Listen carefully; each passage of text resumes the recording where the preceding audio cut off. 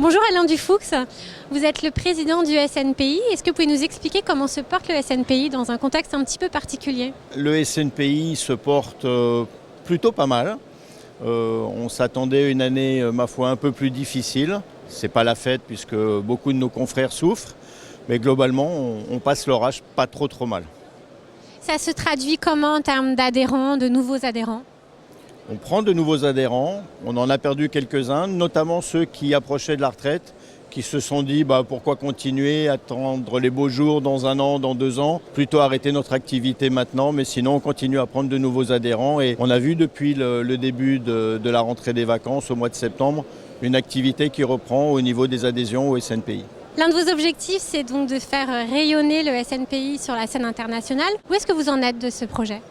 Alors, faire rayonner le SNPI sur la scène internationale, c'est effectivement une chose que l'on a envie de faire, mais c'était surtout donner la possibilité à nos confrères d'échanger avec des confrères d'autres pays, non pas pour parler de la pluie et du beau temps, mais pour échanger et pouvoir faire des affaires. Donc la plateforme SNPI International est créée, elle est réservée pour les agents immobiliers aux adhérents du SNPI pour la France et sinon ouverte à l'ensemble des agents immobiliers du monde entier. On a tous les secteurs d'activité qui tournent et qui gravitent autour de l'immobilier, qui peuvent adhérer également dans cette plateforme, que ce soit les géomètres, les architectes, des notaires, des avocats.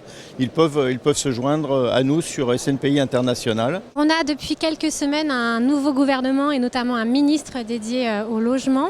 Qu'est-ce que vous attendez de lui? Quelles sont les mesures que vous voulez voir sur la table?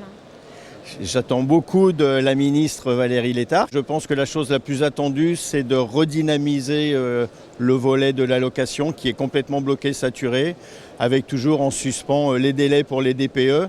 L'ensemble des pays européens sont logés à la même enseigne avec les diagnostics de performance énergétique, avec le lettrage. Sauf que nous, en France, on a toujours quelque chose d'un petit peu supérieur. On fait le lien avec la décence, ce qui empêche de mettre un certain nombre de logements sur le marché, qui a fait fuir les investisseurs indépendants. On n'en a plus aujourd'hui. Sinon, sur le marché de la transaction, on voit une embellie. On est ravis dans les projets du gouvernement de voir que le PTZ également devrait être généralisé. Il y a plein de bonnes nouvelles qui sont dans les tiroirs, mais on espère que le gouvernement va aller juste au bout de ce que nous attendons. Merci beaucoup Alain Dufoux.